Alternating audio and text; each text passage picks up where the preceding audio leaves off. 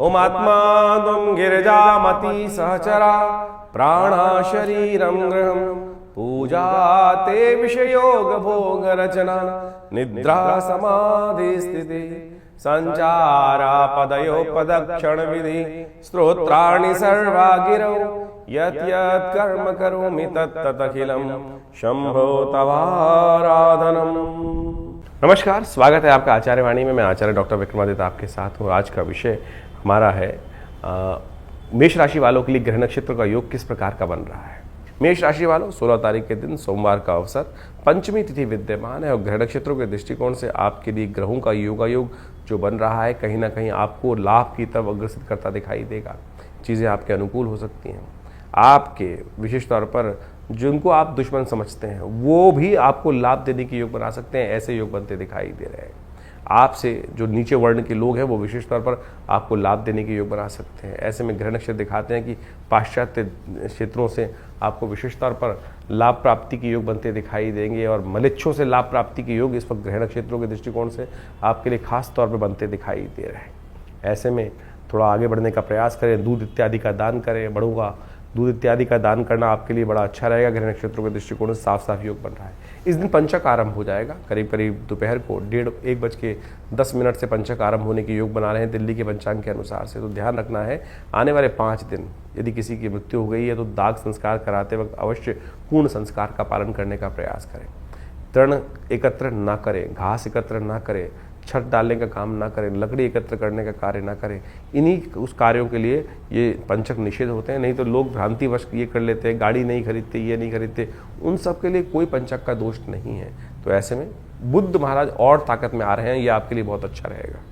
बुद्ध की पूर्ण ताकत में आना ये आपके लिए बहुत अच्छा, नया कहीं ना कहीं इनोवेशन, नया कहीं ना कहीं विचार मन में उत्पन्न होने के योग बनाते दिखाई देंगे। लेकिन बृहस्पति का उपाय लगातार करना पड़ेगा आपको। हम एक अलग से वीडियो बनाया है हमने, जो बुद्ध बृहस्पति को क्या लाभ, किस प्रकार से ताकत देनी है, वो आप अच्छे से आगे उसमें समझ सकते हैं।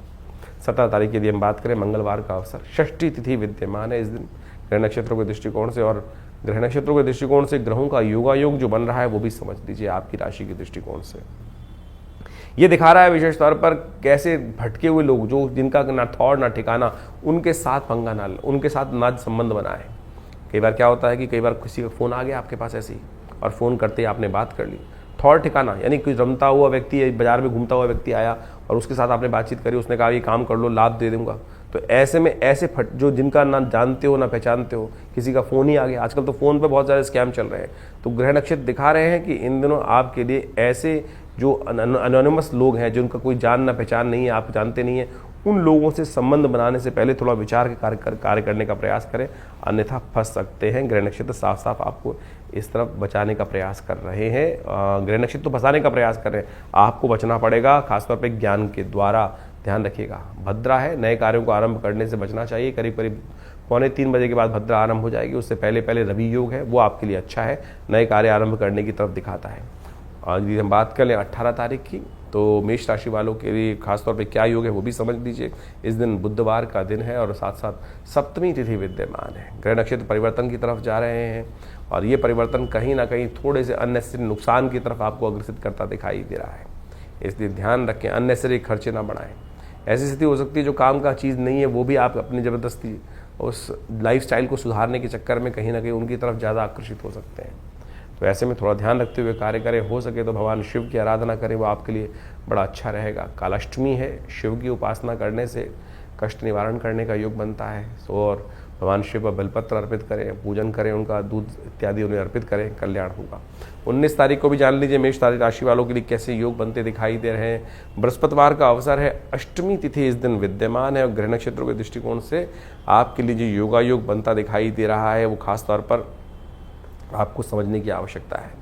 और ऐसे में चंद्रमा परिवर्तन करके आपकी राशि के 12वें भाव में शुक्र के साथ विराजमान हो गए हैं और ग्रह नक्षत्रों के दृष्टिकोण से खासतौर पर शनि के साथ विराजमान हो गए हैं। और शनि के साथ विराजमान होकर जो चंद्रमा का योग बन रहा है वो अननेसेसरी की वरीज को बढ़ाता दिखाई दे रहा है। सोच विचार इत्यादि को बहुत सोच समझ के करने का प्रयास करें, बेकार की बातों का चिंतन ना करें। धीरे धीरे धीरे धीरे मना धीरे सब कुछ हो, इस बात का ध्यान रखते हुए एकदम बहुत तेज़ी से कार्य करने की तरफ जिससे मेष राशि वालों का स्वभाव होता है बहुत जल्दी जल्दी हर कार्य को करने के लिए, जैसे ही कोई विचार मन में आया तुरंत उस पर कार्य कर दो, ऐसा ना कीजिएगा। बृहस्पति अस्त है इस वक्त, सोच विचार कर अच्छे व्यक्तियों से सलाह लेकर तब काम करने का प्रयास करें। एकदम किसी की बातों में ना आए, इस बात का ध्यान रखेंगे तो अच्छा रहेगा। एक बात और ध्यान रखें, 19 और 20 तारीख को रेवती और अश्विनी नक्षत्र हैं और ऐसे में गंडमूल के योग बन रहे हैं, तो विशेष तौर पर जो लोग इनमें जन्म ले उनकी मूल शांति अवश्य होनी चाहिए ढंग से, तब ठीक रहेगा। 20 तारीख की हम बात कर लेते हैं। मेष राशि वालों के लिए शुक्रवार का दिन है, नवमी तिथि विद्यमान है और ग्रह नक्षत्रों के दृष्टिकोण से दिन थोड़ा भारी दिखाई देता है, लेकिन धीरे धीरे शाम के बाद परिवर्तन का योग बनता दिखाई देगा, वो पॉजिटिव रहेगा। तो ये समय थोड़ा सा बैलेंस होकर चले, अभी उड़ने का समय नहीं है, धीरे धीरे काम करने का प्रयास करेंगे तो अच्छा रहेगा। खासतौर पर आपके लिए गलत कार्यों से बचें। इस वक्त बाकी नक्षत्र, ग्रह नक्षत्र जो है अननेसेसरी की भूख आपके मनोमस्तिष्क में जगा रहे हैं और गलत काम का गलत नतीजा हो सकता है। जब से ये सूर्य का परिवर्तन होने का योग बना है, शुक्र ताकत में आए हैं, ये थोड़ा सा ध्यान रखते हुए कार्य करने की ज़रूरत है आपके लिए। जो थोड़ा सा किसी भी गलत काम में, बहुत बार क्या होता है कि कोई देख नहीं रहा है, गलत काम करने की तरफ मनोमस्तिष्क में वृत्ति प्रवृत्त हो जाता है और ऐसे में ये कार्य बदनामी करा सकता है। ध्यान रखते हुए कार्य करने का आपको प्रयास करना चाहिए। किसी को धोखा मत दीजिएगा, फरेब से बचते हुए कार्य कीजिएगा, ये आपके लिए बहुत ज़रूरी है। हो सके तो भगवान का स्तवन करें, भगवान का ध्यान करें, भगवत की मंत्र का जप करें। माँ भगवती समस्त रूप से इस वक्त आपके लिए बहुत ज़रूरी है माँ भगवती की उपासना करना। माँ सर्वमंगल मांगल्ये शिवे सर्वार्थ साधिके शरण्ये त्र्यंबके गौरी नारायणी नमोस्तुते, इस मंत्र का जप करें, ईश्वर की कृपा से कल्याण होगा। तो अभी आपने ग्रहों का विभिन्न प्रभाव आपके जीवन में आपकी राशि के अनुसार से क्या रहेगा ये समझा। ऐसे में आषाढ़ के महीने में ग्रहों का जो परिवर्तन का योग बन रहा है वो भी आपको समझना चाहिए। इस आषाढ़ के महीने में ज्योतिष के दृष्टिकोण से यदि हम काल गणनाओं के अनुसार से देखें तो इसमें 5 बृहस्पतिवार का योग पड़ रहा है और 5 बृहस्पतिवार का योग जो होता है वो विशेष तौर पर बड़ा शांत योग नहीं माना जाता। अहम की लड़ाई कई बार मैं बड़ा इस प्रकार का स्थिति बनती रहती है और इस अहम की लड़ाई में इस वक्त ग्रह योग का प्रभाव दिखाई देता है। शनि और मंगल का जिस प्रकार का प्रभाव परिवर्तन के अनुसार से बन रहा है वो युद्धकारक ग्रह बनता दिखाई दे रहा है, द्वेष का, संघर्ष का योग दिखाता है। इसके साथ साथ मंगल भी ग्रह परिवर्तन की तरफ गए। मंगल सिंह राशि में जब प्रवेश किए और साथ साथ केतु के साथ उन्होंने युति बनाई, ये युति भी विशेष तौर पर बाजार के अंदर तेजी का रुख लाती दिखाई दे रही है। तो ऐसे में ये तेजी का रुख पहले से यदि समझ में आ जाए तो उससे व्यक्ति लाभ लेने का प्रयास करता दिखाई देता है। ग्रह नक्षत्र दृष्टिकोण से बाजार का रुख, हर चीज़ के रुख को हमें समझते हुए कार्य करने का प्रयास करना चाहिए। वहीं स्थिति एक और भी परिवर्तन के बन रही है, बृहस्पति अस्त हो गए हैं और साथ साथ सूर्य का परिवर्तन जब होने का योग बन रहा है वो रविवार को बनता दिखाई दे रहा है और उसके कारण से परिवार में और कई प्रकार से समाज के अंदर उथल पुथल होने के योग दिखाई देते हैं। आकाशीय क्षेत्र में विशेषतौर पर विस्फोट के योग बनते दिखाई दे रहे हैं ग्रह नक्षत्रों के दृष्टिकोण से। ये सारा का सारा प्रभाव विशेष तौर पर जो समझें, आषाढ़ का महीना वैसे ही इस प्रकार का होता है कि आकाश में जब बादल छाए रहते हैं और जब चंद्रमा दिखाई देता है तो कभी चंद्रमा ओझिल हो जाता है और कभी चंद्रमा सामने आ जाता है। यानी एक और समझे भी वैसे भी समाज के अंदर अभी देखें हम तो दिन के अंदर जो प्रभाव चलता है, कभी बादल आगे, कभी छाँव, कभी धूप का खेल चलता रहता है। तो ऐसे में ग्रहों का परिवर्तन का योग भी उसी तरफ दिखाता है। तो ऐसे में अपने ग्रहों को सही से समझते हुए कार्य करना हमारे लिए बहुत ज़रूरी है। जो देश काल परिस्थिति में ग्रहों को समझकर कार्य करने का प्रयास करते हैं उनके जीवन में महत्वपूर्ण परिवर्तन आने के योग बन जाते हैं। देखिए, भगवान की आराधना ही हर ग्रह का निवारण है। बहुत सारे लोग इस बात को समझने का प्रयास करते हैं कि उपाय जो हम दिन पर दिन बताते हैं, कई लोगों ने लिख के भेजा कि भाई नित्यपति पूजा नहीं करनी चाहिए। अरे नित्यपति तो पूजा करना सबसे श्रेष्ठ कार्य है, वो तो आपका इष्ट मंत्र जो है उसका तो जब अवश्य करने का प्रयास करें। लेकिन कई विशेष मुहूर्त बनते हैं पौराणिक कालों में, पुरानी गणनाओं के अनुसार से, पुरानी कथाओं के अनुसार से कुछ दिनों का, कुछ विशेष योगों का विशेष महत्व बताया जाता है और उस विशेष महत्व में कुछ स्पेसिफिक जो मंत्र हैं, जो उपाय हैं, यदि उनको कर लिया जाए तो वो कई गुना अधिक प्रभाव दिखाई देते हैं। इसलिए मन की भ्रांति को हटाने का प्रयास करें। कारण और निवारण दो एक ऐसी चीज़ें हैं जिनको जानकर, जिनको समझकर हम अनेक प्रकार के जीवन के कष्टों को दूर कर सकते हैं। निवारण तो परमात्मा का नाम ही है। अब उसके लिए विभिन्न माध्यम हैं, विभिन्न प्रकार हैं। जिस प्रकार भी आपका मन जहाँ पे ठहर जाए, ये मन बड़ा विचित्र चीज़ उत्पन्न करता है। मन कभी ठहरता नहीं है। मन एक क्षण में कहीं और पहुंच जाता है, एक क्षण में कहीं और पहुंच जाता है।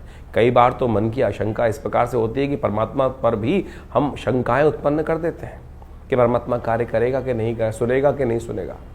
और यही शंका जो है वो हमारे कर्म का जो फल है वो हमें को प्राप्त होने से रोक देती है। तो इस बात का हमें ध्यान रखना चाहिए, परमात्मा पे पूर्ण विश्वास, जो कर्म कर रहे हैं उस पर पूर्ण विश्वास, दृढ़ विश्वास। यदि मन में दृढ़ विश्वास होगा, श्रद्धा होगी, तो आप समझें एक छोटा सा कार्य भी, हरिनाम भी आपके जीवन में समस्त कष्टों को दूर करने का योग बना देगा। कहा जाता है ना, एक घड़ी आदि से पुनियाद, तुलसी संगत साथ की हरे कोट अपराध। लेकिन वो कब होगा? जब मनसः वाचा कर्मणा तीनों रूप से देहात्म बुद्धि से रहित होकर उस परमात्मा की शरण में जाकर एक बार हरिनाम का वो स्मरण करेंगे। तब हम उस हरिनाम के स्मरण को किस प्रकार से करने का प्रयास करते हैं, जो भी कार्य कर रहे हैं। वैसे तो कहा गया है कि 24 घंटे अहर्निश उस परमात्मा का नाम लेने का हमें प्रयास करना चाहिए, लेकिन कई बार तो क्या होता है, स्थिति ऐसी होती है कि बहुत सारे अलग अलग भाव मन में चल रहे होते हैं। लेकिन यदि ये स्थिति बन जाए कि हम 24 घंटे परमात्मा का नाम लें, तो हो सकता है कोई एक क्षण तो ऐसा आएगा कि जब पूर्ण निष्ठा के साथ उस श्री हरि के चरणों में हमारा मन लगा होगा। और जब वो क्षण आ गया तो समझें कि जितनी मेहनत 1.25 लाख, 2 लाख, 5 लाख मंत्र जप करने का प्रभाव 1 सेकंड में आपको प्राप्त हो जाएगा। तो इसलिए भारतीय संस्कृति में ज्योतिष विज्ञान में कारण और निवारण दोनों को मार्ग को प्रशस्त किया गया है। कारण जाना जाता है ग्रहों की गणना के अनुसार से, अनुभव के माध्यम से, और उपाय किए जाते हैं जिस प्रकार से भारतीय संस्कृति में ज्योतिष के अनुसार से बताया गया है। सबसे श्रेष्ठ उपाय जो बताए गए, मंत्र जप, यज्ञ, दान, यही सबसे श्रेष्ठ उपाय है। आप इसको अवश्य करने का प्रयास करना चाहिए। और आज हम विशेष तौर पर बहुत सारे अलग अलग प्रकार के उपायों को हम समझाने का जो प्रयास करते हैं, सत्य रूप में काम करता है। अभी एक व्यक्ति हमारे पास आया, बहुत परेशान था कुछ वर्ष से, और उसके कष्ट दूर हो नहीं रहे थे।